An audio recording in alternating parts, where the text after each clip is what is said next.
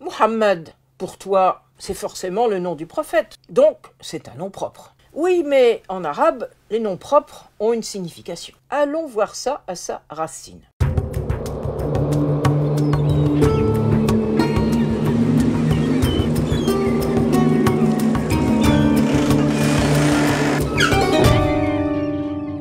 On enlève donc les voyelles, il nous reste M, H, M et D. Il y a donc une consonne en trop, tu l'as deviné, c'est la première. Il s'agit du préfixe, du participe passif qui renvoie au verbe hammada, qui signifie proclamer la louange bien connue de Dieu, alhamdulillah, louange à Dieu, qu'on trouve dans plusieurs passages coraniques, comme par exemple dans 34:1, louange à Allah, lui qui est en possession de ce qu'il y a dans les cieux et sur la terre. Ou encore, dans 35:34, louange à Allah qui a éloigné de nous la tristesse. C'est une parole de ceux qui sont entrés au paradis. Que signifie donc ce nom appliqué à un humain?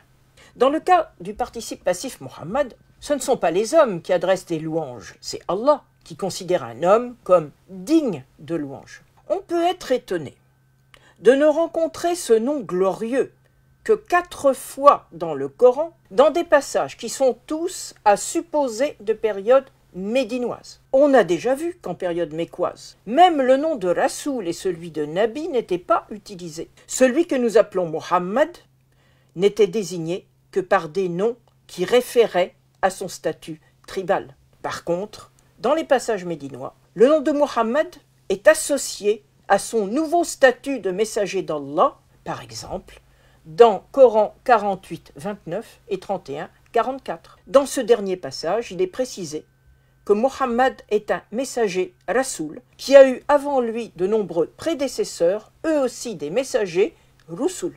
On remarque également que Muhammad est désigné une fois par un nom apparenté qui est celui de Ahmad, qui signifie également celui qui reçoit beaucoup de louanges. C'est une forme de superlatif. C'est le fameux passage de Coran 61:6 dans lequel Jésus, fils de Marie, est présenté comme un messager d'Allah qui annonce la venue après lui d'un autre messager, dont le nom est donc Ahmad, le très louangé. D'un point de vue historique, le petit nombre d'emplois de ces noms propres attire l'attention. En dehors du texte du Coran, en effet, dans les inscriptions sur pierre que l'on trouve en Arabie, le nom de Mohammed ne figure jamais durant la plus grande partie du 7e siècle.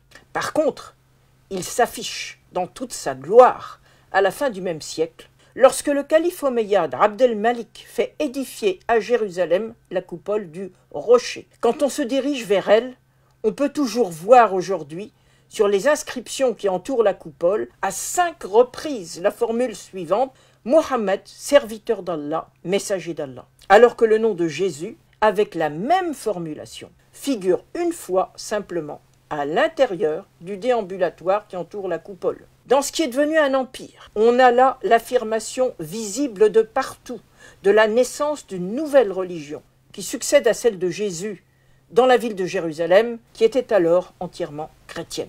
Celui auquel s'adresse à l'époque cette proclamation, c'est évidemment l'empire byzantin, celui des Roums.